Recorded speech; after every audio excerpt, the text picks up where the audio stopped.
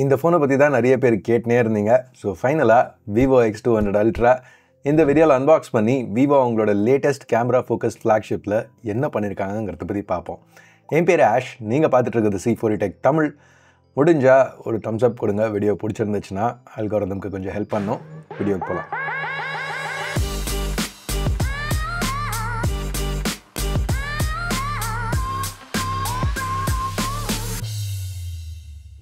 So இதுதான் X200 ultra வர box. முதல்ல ப்ரொடக்டிவ் கவரை ரிமூவ் பண்ணுவோம். இந்த பாக்ஸில் அந்த ஃபால் லெதர் டைப் டெக்ஸ்சர் இருக்குது. ஏற்கனவே பார்த்தது தான். ஓப்பன் பண்ண உடனே உள்ள முதல்ல நம்ம பார்க்குறது அந்த X200 அல்ட்ரா ஃபோன். கைஸ், நான் வாங்கினது ஒயிட் வேரியண்ட். விவோ இது போக பிளாக் அப்புறம் ரெட் கலர் ஆப்ஷன்ஸ் கொடுக்குறாங்க. ரெட் சூப்பராக இருக்குது பார்க்குறதுக்கு. ஆனால் இந்த டியூவல் ஃபினிஷ் ஒயிட்டில் எனக்கு பிடிச்சிருந்துச்சு. கீழே அந்த ஸ்ட்ரைப்ஸ், டாப்பில் கொஞ்சம் பிளெயினாக நல்லா ஸ்லீக்காக இருக்குது பார்க்குறதுக்கு. இது கூட ஒரு கலர் மேட் சிலிக்கன் கேஸ் கொடுத்துருக்காங்க. அது போக உங்கள் regular quick start guide, USB Type A to Type C cable, sim ejector tool, ஃபைனலாக 90 வாட் விவோ ஃப்ளாஷ் சார்ஜர். இப்போ பேட்டரின்னு பார்த்தீங்கன்னா இதில் சிலிக்கன் கார்பன் டெக்னாலஜி யூஸ் பண்ணியிருக்காங்க. So 6000 mAh battery. அந்த 90 வாட் சார்ஜரை யூஸ் பண்ணி 0 to 100 50 நிமிஷத்துக்குள்ளே சார்ஜ் பண்ண முடியும். அது போக 40 வாட் வயர்லெஸ் சார்ஜிங் சப்போர்ட்டும் இருக்குது. ஸோ ரொம்ப கன்வீனியன்ட். இப்போ இந்த ஃபோனை பார்த்தோன்னே முதல்ல எனக்கு ஸ்ட்ரைக் ஆன விஷயம் இந்த கேமரா அரே. ஜென்ரலாக இவ்வளோ பெரிய கேமரா அரே இருக்கிற ஃபோன்ஸ்லாம் பார்த்தீங்கன்னா அப்படியே மெல்ட் ஆகும். பேக்கோட விரலை வைக்கிறதுக்கு ஈஸியாக இருக்கும்னு சொல்லி அப்படி தான் பில்ட் பண்ணியிருப்பாங்க. ஆனால் இங்கே விவோ பார்த்தீங்கன்னா அதோட ஆப்போசிட்டை பண்ணியிருக்காங்க. இது அப்படியே உள்ளே வாங்குது. அது காரணம் என்னென்னா, நார்மலாக ஒரு கேமராவில் லென்ஸ் கனெக்ட் ஆனால் எந்த லுக்கு வருதோ அந்த லென்ஸோட லுக்கை இங்கே எடுத்துகிட்டு வரணும்னு ட்ரை பண்ணியிருக்காங்க. இந்த சட்டில் டிசைன் சாய்ஸ் எனக்கு ரொம்ப பிடிச்சிருந்துச்சு. கொஞ்சம் வித்தியாசமாக பண்ணியிருக்காங்க. ஸோ பேக் இங்கே மேட் கிளாஸ் தான். ஸ்ட்ரைப்ஸ் நான் சொன்ன மாதிரி பார்க்க நல்லா இருக்குது. ஃபிங்கர் பிரிண்ட்ஸ் பெருசாக பிக்கப் ஆகலை. பேக்கில் மட்டும் இல்லை, சைடில் உள்ள மெட்டல் ஃப்ரேமும் வந்து மேட் ஃபினிஷோட தான் கொடுத்துருக்காங்க. ஸோ இங்கேயும் ஸ்மட்சஸ்லாம் எதுவும் பெருசாக ஆகலை. இப்போ ரைட் சைடில் விவோவும் ஆப்பிள் கேமரா கண்ட்ரோல் மாதிரியே ஒரு பட்டன் எடுத்துகிட்டு வந்திருக்காங்க. இதை டபுள் ப்ரெஸ் பண்ணிங்கன்னா கேமரா லான்ச் ஆகும். டிஃபால்ட்டாக எக்ஸ்போஷர் அட்ஜஸ்ட்மெண்ட்டுக்கு யூஸ் பண்ணலாம். பட் தேவைன்னா டிஃப்ரெண்ட் ஃபோக்கல் லென்த் லென்சஸோ இல்லை ஜூமையும் அட்ஜஸ்ட் பண்ணுறதுக்கு யூஸ் பண்ணிக்கலாம். எனக்கு ரொம்ப பிடிச்சிருந்த விஷயம் என்னென்னா, இதை 2 ஸ்டேஜ் ஷட்டராகவும் யூஸ் பண்ணுறதுக்கு விவோ ஆப்ஷன் கொடுத்துருக்காங்க. ஸோ லைட்டாக ப்ரெஸ் பண்ணிங்கன்னா ஃபோக்கஸ் லாக் ஆகும். இன்னும் கொஞ்சம் ப்ரெஸ் பண்ணிங்கன்னா ஷார்ட் எடுக்க முடியும். ஒரு ரெகுலர் கேமராவோட ஃபீல் கிடச்சிது. இப்போ இந்த எட்ஜஸ் சாம்ஃபர் பண்ணியிருக்காங்க. அப்புறம் பேக் டிஸ்பிளே ரெண்டுத்துலையுமே கார்னர்ஸில் 2.5D ஒரு ஸ்மூத்தான கர்வ் இருக்குது. இது ஒரு பெரிய ஃபோன், கிட்டத்தட்ட 230 கிராம்ஸ். பட் இந்த கர்வ்ஸ் இருக்கிறதுனால கொஞ்சம் லைட்டாக எர்கனாமிக்ஸ்க்கு ஹெல்ப் பண்ணுது. பின்னாடி அவ்வளோ பெரிய கேமரா பம்ப் இருந்தாலும் ஸ்ப்ரெட்டெல்லாம் ஓகே, கையில் பிடிச்சி யூஸ் பண்ணல பரவாயில்ல இந்த சைஸ் ஃபோனுக்கு. இப்போ டிஸ்பிளேன்னு வரையில் ஒரு பெரிய high resolution AMOLED panel use பண்ணியிருக்காங்க. நல்ல ஸ்மூத்தான பேனல், வேரியபிள் ரிஃப்ரெஷ் சப்போர்ட்டோட நல்ல பிரைட்டான பேனல் கூட. என் டெஸ்டிங்கில் 1900 nits மேலே அவுட்புட் பண்ணிச்சு. ஸோ அவுட்டோர் யூஸ்க்கு எந்த பிரச்சனையும் இருக்காது. லோ லைட்டில் high frequency PWM dimming 2160 Hz இருக்குது. ஸோ ஃப்ளிக்கர் மினிமைஸ் ஆகும். அஃப்கோர்ஸ் இது ஒரு அல்ட்ரா ஃப்ளாக்ஷிப்புங்கிறதுனால என்ன சிப் யூஸ் பண்ணியிருப்பாங்கன்னு உங்களுக்கே தெரியும். குவால்காமோட லேட்டஸ்ட் Snapdragon 8 Elite. விவோ இதை நல்லாவே கூலாக ரன் பண்ணியிருக்காங்க. ஸ்ட்ரெஸ் டெஸ்ட் ரன் பண்ணையில் கூட டெம்பரேச்சர் 43 டிகிரி தாண்டி போகலை. பட் ஸ்டெபிலிட்டி ஸ்கோர்ஸ் பெருசாக சொல்லிக்கிற மாதிரி இல்லை. இது இந்த ஃபோனில் மட்டும் இல்லை, கேமிங் ஃபோன்ஸ் போக வர பாக்கி எல்லா 8 Eliteஸ்லையுமே இந்த மாதிரி தான் இருந்திருக்கு. சரி, இதெல்லாம் விடுங்களேன். இந்த வீடியோ நீங்கள் பார்க்குறதுக்கு மெயின் காரணம், இன்ஃபேக்ட் இந்த ஃபோனில் உங்களுக்கு இன்ட்ரெஸ்ட் இருக்கிறதுக்கு மெயின் காரணம் பின்னாடி இருக்கிற அந்த கேமராஸ் தான். ஸோ அதுக்கு வருவோம். இப்போ கடைசி ஒரு சில வருஷத்தில் பிராண்ட்ஸ் எல்லாமே இந்த top tier camera focus flagships அப்படின்னு சொல்லி லான்ச் பண்ணுறாங்க. இதில் ஒரு typical feature 1-inch type primary sensor. In fact Vivo ரொம்ப ஏர்லியாக இந்த ட்ரெண்டை ஃபாலோ பண்ண ஆரம்பித்தாங்க. ஆனால் இந்த ஃபோனில் 1-inch டைப் சென்சர் கிடையாது. இது corner cutting, cost cutting, compromise அப்படின்லாம் கிடையாது. வேணும்னே தெளிவாக அவங்க எடுத்துருக்க ஒரு முடிவு. அது காரணம் என்னென்னா, இங்கே அவங்க ப்ரைமரின்னு யூஸ் பண்ணுறது ஒரு லைட் 818 1/1.28 inch சென்சர். அந்த சென்சரை அல்ட்ரா வைடுக்கும் சரி, ப்ரைமரின்னு சொல்லிக்கலாமே, அந்த ப்ரைமரிக்கும் சரி அதை தான் பேர் பண்ணியிருக்காங்க. ஸோ இந்த ப்ரைமரியை பார்த்தீங்கன்னா இங்கே 35 mm ஈக்குவலன்ட் லென்ஸ் யூஸ் பண்ணியிருக்காங்க. நம்மளுக்கு நார்மலாக ஃபோன்ஸில் கிடைக்கிறது 23 mm வைட் ஆங்கிள். இதனால் நம்மளுக்கு என்ன கிடைக்குதுன்னு பார்த்தீங்கன்னா ஒரு டைட்டான ஃபீல்ட் ஆஃப் வியூ. போர்ட்ரேட்ஸ்க்கு ரொம்பவே நல்லா இருக்கும். உங்களால் ஈஸியாக சப்ஜெக்ட்ஸை ஐசோலேட் பண்ண முடியும். ப்ளஸ் 35 mm ஃபோக்கல் லென்த்தில் உங்களுக்கு இன்னும் ஸ்ட்ராங்கான பேக்ரவுண்ட் பிளர் இல்லை போக்கா கிடைக்கும். ஸோ இங்கே 1-inch சென்சர் யூஸ் பண்ணலன்னா கூட அந்த பேக்ரவுண்ட் செப்பரேஷன் சூப்பராக இங்கே ஆஃபர் பண்ணுறாங்க. எனக்கு எப்போவுமே அந்த 35 mm லென்சஸ் ரொம்பவே பிடிக்கும். நூபியா நிறைய மாடல்ஸில் அதை யூஸ் பண்ணியிருக்காங்க. ஸோ என்னோட நூபியா கவரேஜ் பார்த்தீங்கன்னா உங்களுக்கு தெரியும், நான் 35 mm லென்ஸ் பற்றி ரொம்பவே பேசிகிட்டு இருப்பேன். பட் 23 mmங்கிறது நம்ம ரொம்ப ஃபெமிலியராக இருக்க ஒரு ஃபோக்கல் லென்த்.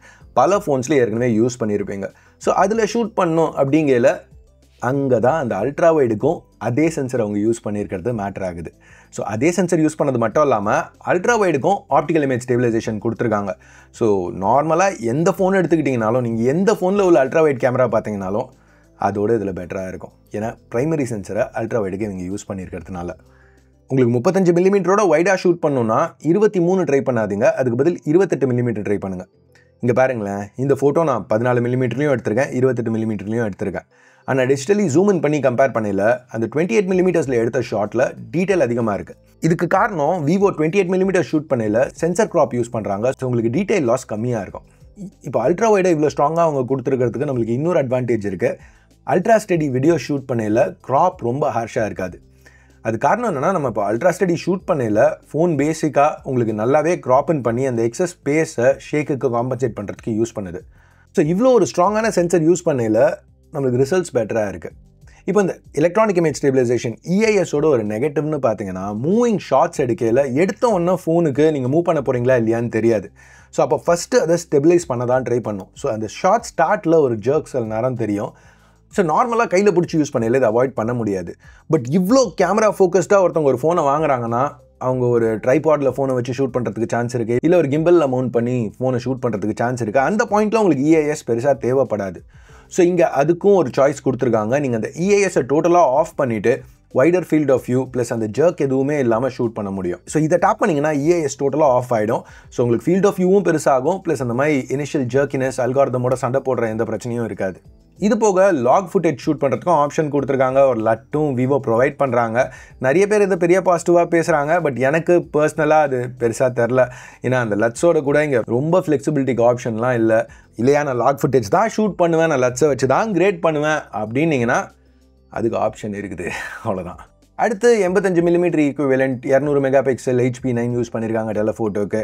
லாங் ரேஞ்ச் ஜூமுக்கு AIயும் கொடுக்குறாங்க. ஸோ இந்த மாதிரி ரிசல்ட்ஸ் கிடைக்குது. இந்த சென்சர் போன தடவையிலேருந்து மாறல. இங்கே சென்சர் போன தடவையிலேருந்து மாறல, பட் லென்ஸுக்கு அபர்ச்சர் இன்னும் ஃபாஸ்ட்டாக கொடுத்துருக்காங்க. ஸோ ரிசல்ட்ஸ் இன்னும் ஷார்ப்பாக இருக்குது. இதோட உங்களுக்கு அதிகமாக ரீச் வேணும்னா விவோ ஒரு ஃபோட்டோகிராஃபி கிட் டெலிஃபோட்டோ கன்வெர்ட்டரோட ஆஃபர் பண்ணுறாங்க. ஸோ இதை போட்டு ஷூட் பண்ணல 200 மில்லிமீட்டர் வரைக்கும் ரீச் கிடைக்குது. இது ஒரு இன்ட்ரெஸ்டிங்கான விஷயமா தான் இருக்குது. பட் பர்சனலாக எனக்கு இது ரொம்ப யூஸ்ஃபுல்லாக தெரில. இவ்வளோ காசு கொடுத்து இந்த லென்ஸ் அட்டாச்மெண்ட்டை வாங்கிட்டு இதை ஒரு தடவையும் கையில் தூக்கிட்டு போகணுன்னா அதுக்கு பதில் ஒரு மிட் லெவல் DSLR தூக்கிட்டு போயிடலாம். ஐ மீன் பர்சனலாக எனக்கு அப்படி தான் பட்டுச்சு. பட் உங்களுக்கு வேணும்னா இந்த ஆப்ஷனும் இருக்குது. ரொம்பவே இன்ட்ரெஸ்டிங்காக இருக்குது, நல்லா பண்ணியிருக்காங்க. இங்கே மெயினாக விஷயம் என்னென்னா, இப்போலாம் பிராண்ட்ஸ் வர பார்த்தீங்கன்னா ரொம்ப சேஃபாக ப்ளே பண்ணுறாங்க. இப்போ ஒரு பிராண்டுக்கு 2 சாய்ஸ் இருக்குது. ஒன்று ஸ்பெக்ஷீட்டில் பார்க்க சூப்பராக இருக்கும், ஆனால் கன்சூமர்ஸ்க்கு ரொம்ப பெனிஃபிட் ஆகாது. ரெண்டாவது சாய்ஸ் ஸ்பெக்ஷீட்டில் கொஞ்சம் அடி வாங்கும், ஆனால் கன்சூமர்ஸ்க்கு ரொம்பவே பெனிஃபிஷியலாக இருக்கும். அப்படின்னு பார்த்தீங்கன்னா மோஸ்ட்டாக எல்லா பிராண்ட்ஸும் சாய்ஸ் ஒன்றை தான் சூஸ் பண்ணுறாங்க. ஏன்னா ஸ்பெக்ஷீட்டில் பார்க்குறதுக்கு நல்லா இருக்கணும், மார்க்கெட்டிங்க்கு யூஸ்ஃபுல்லாக இருக்கணும். இதுதான் பிராண்ட்ஸோட எய்மாக இருக்குது. பட் விவோ இந்த தடவை அதுக்கு ஆப்போசிட்டாக போயிருக்காங்க. ஏன்னா இங்கே பார்த்தீங்கன்னா ஸ்பெக்ஷீட்டில் 1-inch சென்சர் இல்லை, பட் ஆக்சுவல் யூசேஜில் கன்சூமர்ஸ்க்கு யூஸ்ஃபுல்லாக அதை எடுத்துகிட்டு வந்திருக்காங்க. எனக்கு இது ரொம்பவே பிடிச்சிருந்துச்சு. ஏன்னா பிராண்ட்ஸ் கன்சூமர்ஸ்க்கு பண்ணுறோன்னு சொல்கிற விஷயம்லாம் பார்த்தீங்கன்னா, நாங்கள் ஈக்கோ ஃப்ரெண்ட்லியாக சார்ஜரை ரிமூவ் பண்ணுறோம், நாங்கள் கரேஜோட ஹெட்ஃபோன் ஜாக்கை ரிமூவ் பண்ணுறோம், இப்படிலாம் தான் கதை ஓட்டுறாங்க. இங்கே ஜென்யூனாக கஸ்டமர்ஸ்க்காக, அதாவது ஒரு கன்சூமர்ஸ்க்கு ஒரு அட்வான்டேஜாக ஒரு விஷயம் அவங்களுக்கு ஸ்பெக்ஷீட்டில் அடி வாங்கினாலும் பரவாயில்லன்னு பண்ணியிருக்காங்க. எனக்கு ரொம்பவே பிடிச்சிருக்கு, ஒரு பெரிய பாசிட்டிவாக பார்க்குறேன். ப்ளஸ் இங்கே அவங்க சூஸ் பண்ணியிருக்க இந்த ரேஞ்ச் ஸ்ப்ரெட்டும் எனக்கு ரொம்பவே ஈவனாக தெரிஞ்சுது. மற்ற பிராண்ட்ஸோட கொஞ்சம் பெட்டராக இருக்கிற மாதிரி தான் பட்டுச்சு. இப்போ ப்ரைஸிங்னு பார்த்தா X200 Ultra சைனாவில் 6500 யுவான்லேருந்து அவைலபிளாக இருக்குது. கன்வெர்டட் ப்ரைஸஸ் இப்போ ஆன் ஸ்க்ரீன் இருக்கும். இந்த ரேட்டுக்கு விவோ ரொம்பவே நல்லா பண்ணியிருக்காங்கன்னு நினைக்கிறேன். இன்ஃபேக்ட் இன்றைக்கி தேதிக்கு எனக்கு X200 Ultra தான் பெஸ்ட் கேமரா ஃபோன் மாதிரி தெரியுது. இது எனக்கு ஆக்சுவலாக கொஞ்சம் இரிட்டேட்டிங்காக இருக்குது. ஏன்னா Find X8 Ultra கவர் பண்ணதுக்கப்புறம் ஓகே ஃபைன், அடுத்த சில மாதத்துக்கு இதை ப்ரைமரியாக யூஸ் பண்ணுவோம். ஸோ உங்களுக்கு தெரிலனா, நான் யூஸ்வலாக அப்பப்போ சைனா வருவேன், சைனாவில் வந்து தான் ஷூட் பண்ணுவேன். நீங்கள் பார்க்குற எல்லா ஃபோன்ஸையும் நான் வாங்கி கையில் வச்சுருக்கிறது கிடையாது. ஒரு ஃபோன் வாங்குகிறேன், கவர் பண்ணுறேன், ஒரு 2 வாரம் முடிச்சுட்டு அதை விற்றுட்டு அடுத்த ஃபோன் வாங்கி அப்படின்னா தான் இதெல்லாம் அஃபோர்ட் பண்ண முடியும்.